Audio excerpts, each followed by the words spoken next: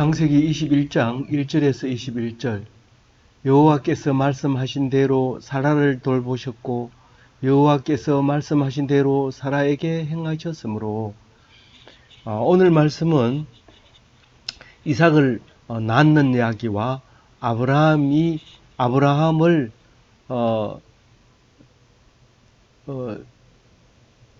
이스마엘을 내보내는 이야기가 나옵니다. 그래서 이삭은 태어나고 이스마엘은 아브라함의 가정에서 떠나고 오늘 그런 내용인데요. 그 아브라함이 노년에 이삭을 낳을 때 사람들이 어떻게 생각하고 또 자기들은 어떻게 생각했고 그 일이 얼마나 큰 건가 생각하면서 하나님의 뜻이 무엇인지 생각하는 오늘 되시기 바랍니다. 여호와께서 말씀하신 대로 사라를 돌보셨고 지금 돌보셨고는 아기를 이삭을 낳은 것을 말하는 겁니다. 사실은 말씀하신 대로 돌보신 게 아브라함이 이 아비멜렉에게 블레셋에 가가지고 사라를 마누라라고 마누라가 아니라고 얘기했는데도 불구하고 하나님께서 돌보셔서 안전하게 하고 별일 없게 해서 살게 해주신 그것을 말씀대로 사라를 돌보셨다라고 얘기를 하시고 말씀대로 사라에게 행하셨다. 이 말씀은 사라 내년 이맘때에 내가 오겠다. 그래서 아이를 낳을 텐데 이름을 이삭이라 해라. 그 18장에서 말씀하실 때에 찾아오셔서 임신하고 출산하게 했다라는 말을 합니다. 그런데 하나님이 이제 겉으로 나타나는 건 안 나타나지만 안전하게 임신하고 안전하게 출산하게 한 것은 하나님께서 찾아오셨다는 것입니다. 그래서 아기를 낳았는데 사라가 임신하고 하나님이 말씀하신 시기가 되어 노년에 아브라함에게 아들을 낳으니 1년 전이니까 99세 아브라함 99세고 사라는 90세였는데 1년 전에 천사가 찾아와서 아이를 낳겠다 얘기를 하면서 그 천사가 그렇게 말한 천사가 소돔으로 향해서 소돔이 멸망하고 그러고 이제 있는 이야기 그 다음에 하나님께서 그 사라를 낳게 해주는데 사라 낳기 직전에 블레셋에 가가지고 그만 사라를 루이라고 얘기하는 바람에 야단 맞지만 사실은 더 긍휼함을 얻어서 잘 된 것을 알 수 있습니다. 우리가 저 사람이 이제 망했다 그렇게 하지만 사실 망한 게 아니라 하나님께서 돌아보면 더 큰 것을 주신 것을 알 수 있습니다. 우리 망하는 걸 두려워하면 안 됩니다. 망하는 걸 두려워하면 일어서지는 못합니다. 아브라함은 완전히 마누라까지도 이제 잃어버렸구나 생각하고 물으면 내 마누라 아닙니다. 그렇게 해서 살아남았던 아브라함이 믿음의 영광을 얻게 되는 것을 누가 그렇게 알겠어요. 아브라함은 웃는다는 뜻은 참 비웃는다는 뜻이죠. 아브라함이 아기를 낳는다고 이렇게 하는 그 비웃음을 사고 있었던 거죠. 아브라함이 그에게서 태어난 아들 곧 사라가 자기에게서 낳은 아들의 이름을 이삭이라 했다. 이삭이 웃는다 이런 뜻입니다. 웃는 게 너무 사라와 아브라함 입장에서는 너무 좋아서 웃는 거지만 사실은 천사가 말할 때만 해도 아브라함과 이삭은 속으로 웃었어요. 겉으로 웃은 게 아니고. 겉으로 웃을 수 없는 이야기죠. 말이 안 되니까. 그러니까 속으로 웃으니까 이건 비웃는 거예요. 내가 낳는다고? 이렇게 하면서 삐죽거렸죠. 그랬는데 그러나 그 듣는 순간은 그랬을지 몰라도 여태까지 오면서 하나님을 한 번도 의심하지 않고 기다려줬다는 겁니다. 우리의 마음은 하나님 다 압니다. 무슨 말을 하는지 다 알지만 하나님께서는 여전히 본인이 말씀하시고 계획하시고 이루신 그런 분이 하나님이십니다. 그래서 그 아들 이삭을 난 지 8일 만에 하나님이 명령하신 대로 할례를 행했습니다. 제일 처음 할례는 이스마엘을 낳고 장자 이스마엘을 낳고 이제 하나님이 하라고 해서 전부 이제 받는데 이제부터는 8일 만에 할례를 해라. 그래서 이제 그 이삭이 처음으로 할례를 이제 8일 만에 하게 됩니다. 이 8일 만에 할례는 그 이제 천년이 약 2000년이 넘어서 이제 2000년이 넘어서 예수님 또 바울 이런 사람들 다 8일 만에 할례를 받았다고 기록하고 있습니다.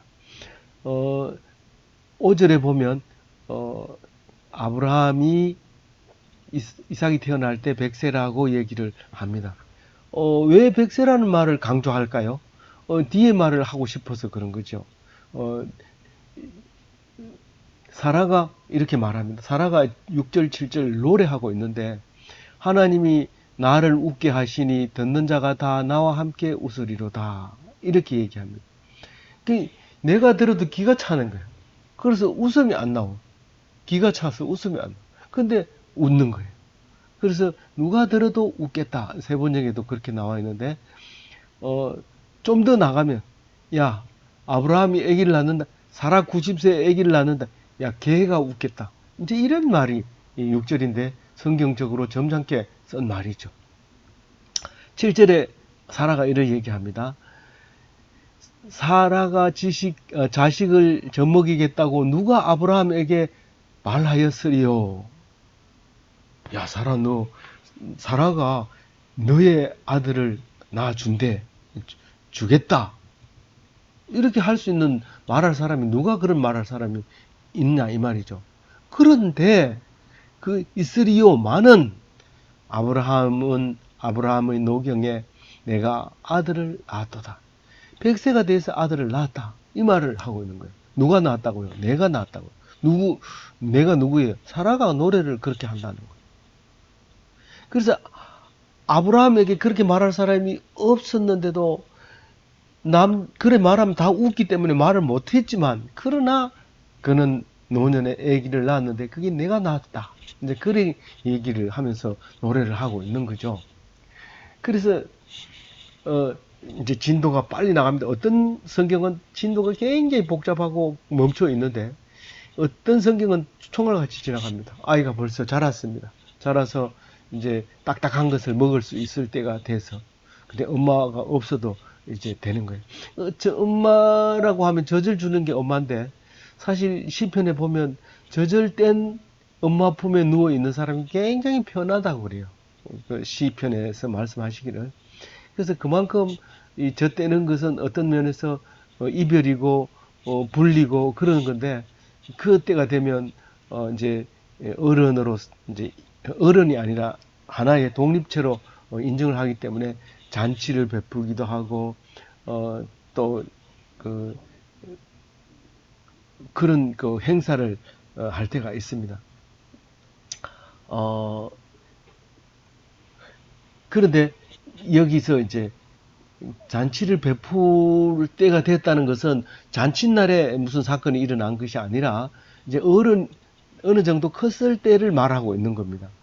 어느 정도 컸을 때 사라가 본적 아브라함과 아들 애굽 여인의 하갈의 아들이 이삭을 놀리는지라 이스마엘이 이삭을 해코지 하는 거예요.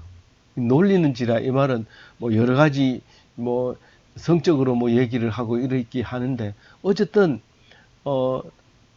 아기를 가지고 14살 많거든요. 이스마엘이 14살 많은 게 아기를 그냥 다치게 할 수도 있을 정도로 해코지 하는 거예요. 놀리는 거죠. 요래 때려보고 저래 때려보고 눈도 이렇게 꼬집어 보고 뭐 이렇게 이제 했던 것 같아요. 뭐 이제 다른 주석이나 말씀 속에는 뭐 성적 희롱이다 뭐 이런 말을 하는 경우도 있는데 뭐 그런 의미는 뭐 없는 것 같아요. 어쨌든 장난을 이렇게 치는 거예요. 놀고 있는 거예요. 애기를 데리고. 그래서 사라가 봤을 때 못마땅한 거죠. 위험하고 우선 난폭하니까요. 왜 난폭하냐 하면 그 이집트의 혈통과 히브리인의 혈통은 성질 자체가 다르다고 생각을 했을 거예요. 물론 나중에는 이제 히브리인과 이집트인과의 그 혈통이 구분이 되지 않을 정도로 혼혈이 되지만 어쨌든 사라가 볼 때는 그런 거예요. 그리고 장자가 아니기 때문에 이상은 항상 불리한 상태로 되어 있습니다. 어떤 경우라도. 그런데 단호하게 사라가 얘기를 합니다. 사라가 아브라함에게 강력하게 얘기합니다. 원래 보통은 그 종이 낳았더라도 장자면 장자는 인정해야 됩니다. 누가 낳았든지 간에. 그럼에도 불구하고 사라는 아브라함에게 강력히 주장을 합니다. 이 여종과 그 아들을 내쫓아라.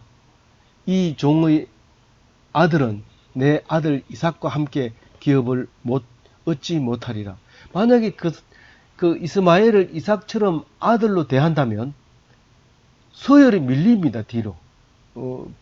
차자로 밀리고 얻는 것도 작고 또 모든 문제에서 이스마엘 밑에로 들어가야 됩니다. 그럼에도 불구하고 사라가 아브라함에게 강력히 주장합니다. 근데 아브라함이 생각은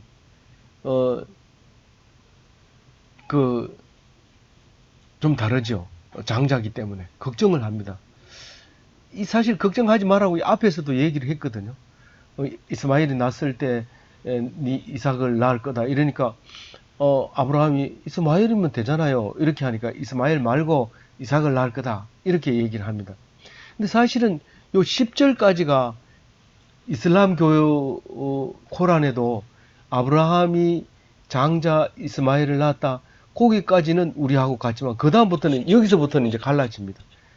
이스마엘하고 이슬람 경전과 우리의 성경 홀리 바이블하고는 이제 이렇게 간격이 벌어지고 있는데 그거는 아들로서 아브라함과 살아왔던 내용과 그 믿음의 계보라고 생각하고 기록해 나가는 것들을 사용하고 있는 것이고 우리는 이삭이 이 장자를 밀어내고 장자의 역할을 해서 예수님을 낳게 된다는 이야기를 지금 하고자 하는 것이죠.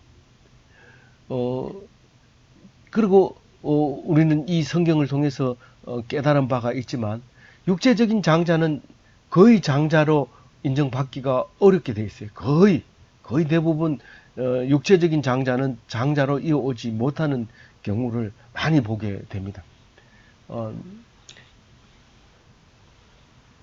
그래서 이제 오늘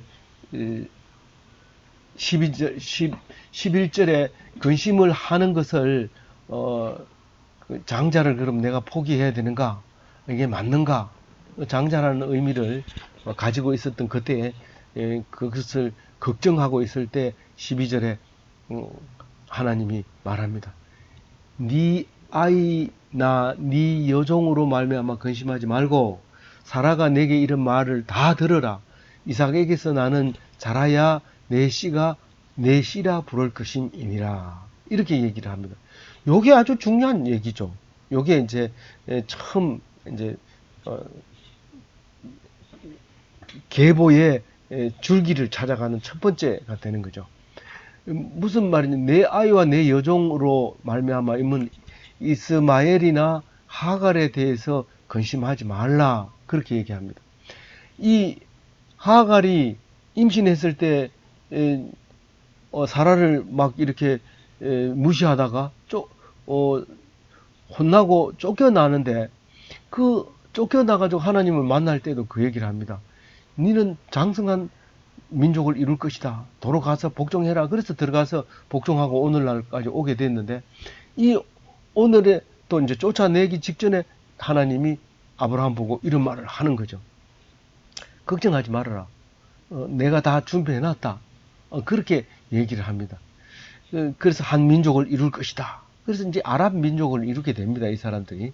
그래서 그 오직 사라에서 난 자라야 된다는 말은 믿음의 씨라는 거죠. 믿음의 씨.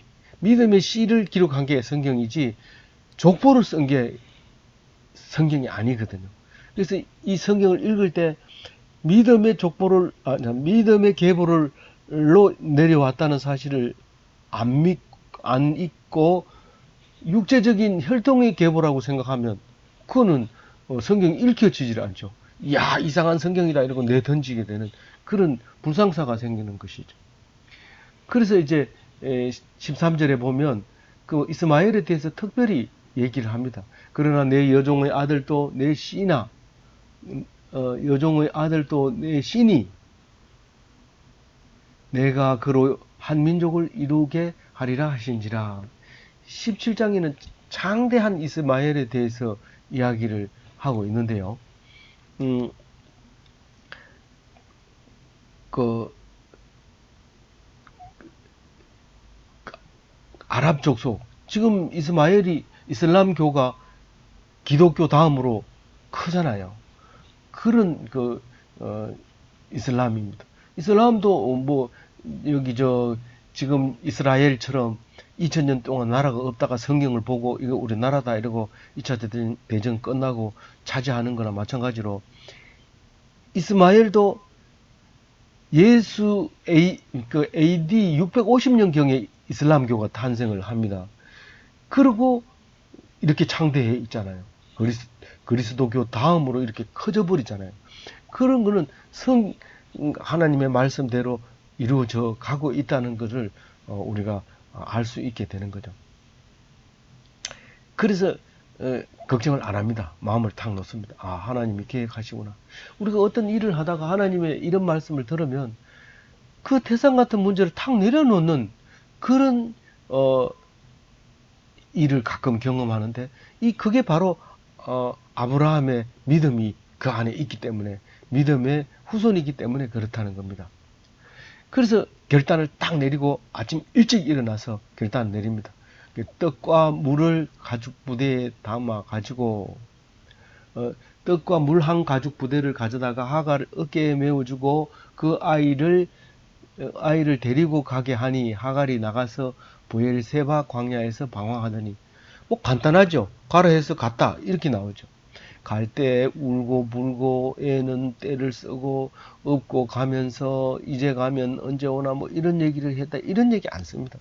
그냥 아침 일찍 일어나서 아브라함이 떡은 이제 밥을 말하는 거예요. 주먹밥 뭐 이런 거 싸가지고 물 한 가죽 부대를 주면서 가라 그랬어요. 가라면 근데 이 하갈의 고향이 이집트 아닙니까? 그래서 남쪽으로 내려갑니다. 내려가면 브엘세바가 사실은 그 바란 광야 또 그 다음에 네게브 다 이게 그 같은 지역입니다. 지금 아랍인들이 살고 있는 그 지역이죠.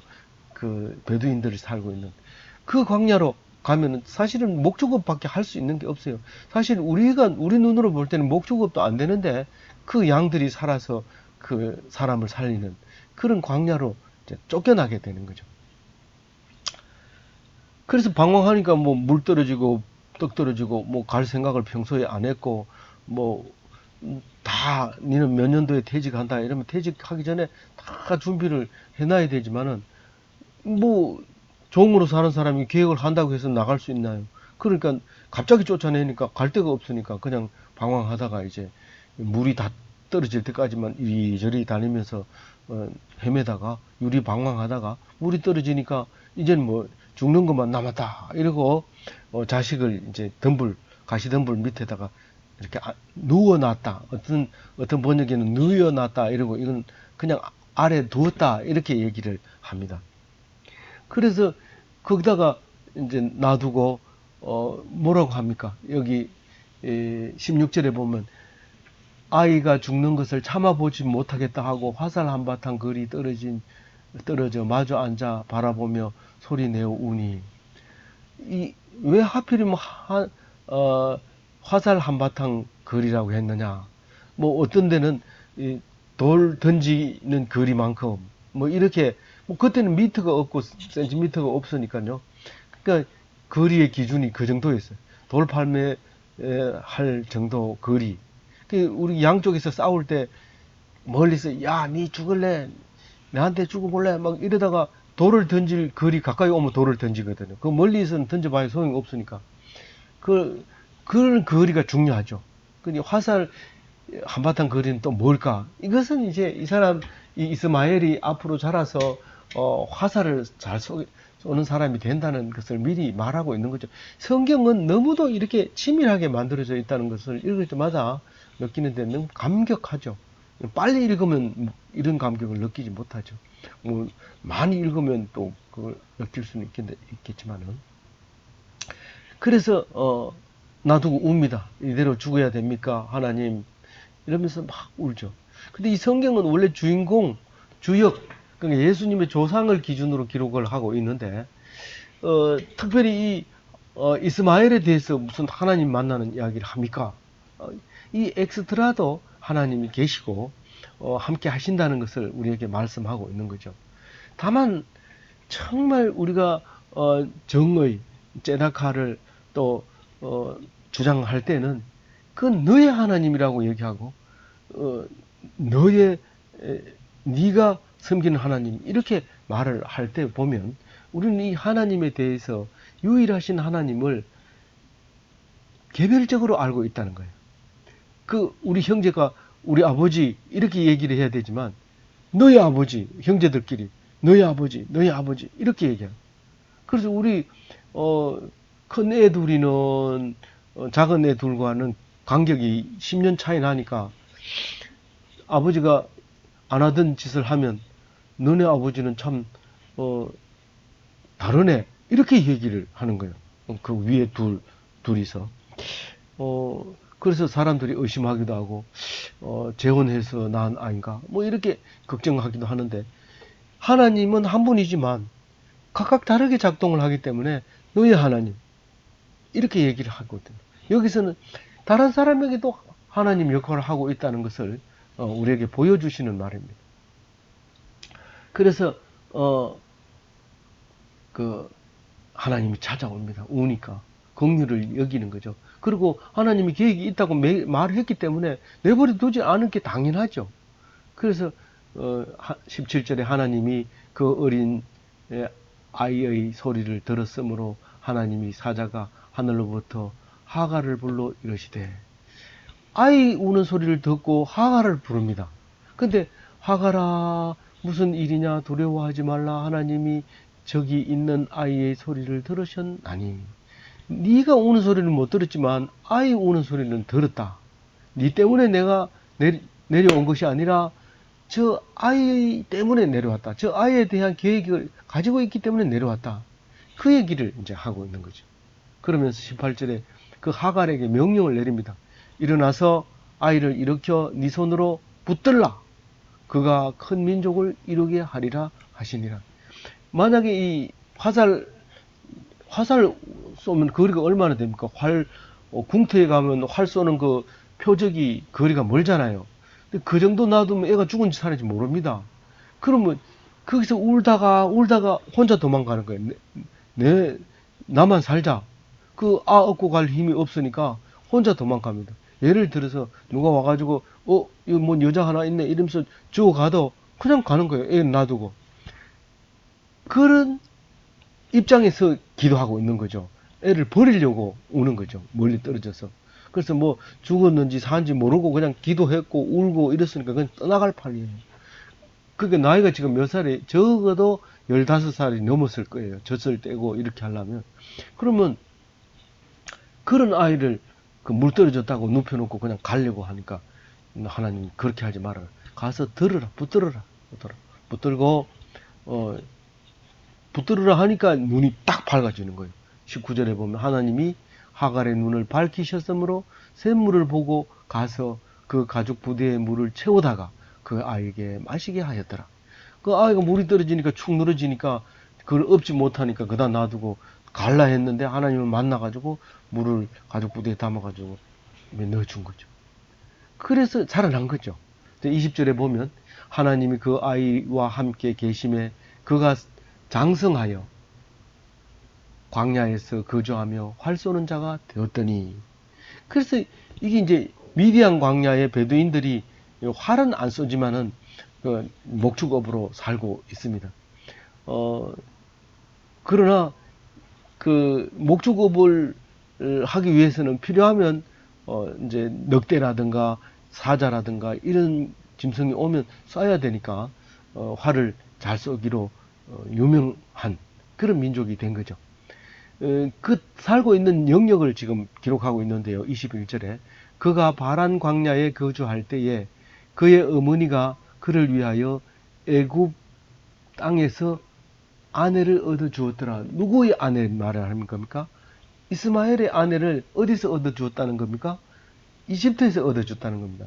사실 역사적으로나 지역적으로 이 팔레스타인은 가기는 이 메소포타미아 쪽으로 가기가 쉽습니다만은 사실 살고 있는 생활 형편이나 이제 가까운 친족 뭐 이런 건 다 거의 이쪽에 그 이집트의 족속인 것을 성경을 통해서도 알 수 있죠. 그리고 지금 이 애국 이제 그 아랍 반도에 있는 사람들이 지금은 그 안에 홍해가 있어서 또 이제 그 바다가 있어서 건너가기가 어렵지만 옛날에는 바다가 길이었거든요. 바다가 길이어서 그 미디안은 다 아랍 땅이 미디안 땅이었어요. 우리 처음 성경 받았을 때는 그걸 다 미디안 땅이라 했는데 지금은 그 지도 자체, 아랍을 지도 자체에서 빼버렸어요. 그게 이제 지나가면서 자꾸 갈 수 없는 땅이다 보니까 그것을 없애버리고, 만드는 거죠. 그거를. 이렇게 조작을 하는 거죠. 쉽게 얘기하면, 우리가 춘향이를 보러 남원으로 갑니다. 근데 춘향이 없습니다. 그 춘향이 타던 거내도 없고, 오작교도 새로 그 가짜로 만든 겁니다. 그러면, 오작교는 있고, 거내도 지금 다 만들어가지고 새로 만들어서 해놨는데, 그러면, 춘향이 묘는 어디 갔느냐? 이런 물으면, 없습니다. 이러면 그거 가짜거든. 그래서 만들어야 돼. 가짜로 만들어야 돼. 그래서, 누가 물었을 때 곤란해지지 않게 하기 위해서 만드는 게, 인데, 춘향이 묘 있습니다. 지금은. 하면. 있는데, 우리가 진짜를 발견했다. 그래서 사람들이 신경 별로 안 씁니다. 무슨 말이냐 하면, 아랍에 가면, 홍해를 건넜던 흔적이 있다는 겁니다. 근데 우리가 만약에 그게 아랍이 우리가 잘 들어가는 기독교 국가라면 그것을 확실하게 해서 평가를 했을 겁니다. 그런데 확실하다 하더라도 우리는 손댈 수 없는 다른 영역이기 때문에 손을 못 댑니다. 그리고 거기에는 어떤 책에서도 자료에서도 그쪽이 땅이다고 표시했다가는 위험합니다. 그래서 우리는 어떤 것을 볼 때 사람이 한 것인지 하나님이 한 것인지를 늘 기억하면서 성경을 읽고 해석하고 그렇게 해야 될 것입니다. 오늘 읽은 묵상 말씀 중에서 우리가 말도 안 되는 아브라함이 100세에 사라가 네한테 아들을 낳아줄 거다. 젊은 아가씨가 너에게 아들을 낳아줄 거다가 아니라 90세 먹은 사라가 아들을 낳아줄 거다라고 얘기하면 다 웃을 겁니다. 웃지만은 그러나 사라는 아들을 낳고 노래를 한 것을 기억합니다. 우리는 믿음을 가지고 온갖 우여곡절이 있을지라도 끝에 가서는 하나님께서 우리를 위해서 준비하고 계신다는 것을 믿고 그 믿음으로 웃는 사람이 되어야 됩니다. 정말 기뻐하는 노래하는 사람이 되어야 됩니다. 그래서 늘 사라처럼 노래하는 그리스도인이 다 되시기 바랍니다.